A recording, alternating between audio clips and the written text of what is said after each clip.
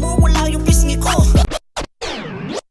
Nahihirapan din ako sa tuwing nakikita ka. Paano ko ngayon pipigilan ng aking nadarama? Itutuloy ko pa ba to? Meron bang mapapala? Natatakot lang ako na baka dito madala. Natatakot din ako na baka ikay mawala. Yung kaibigan ko pa dati na lagi kong kasangga. Gusto ko din sabihin sa'yo na gusto na din kita. Sabay nating alamin ang dulo nating dalawa. Sama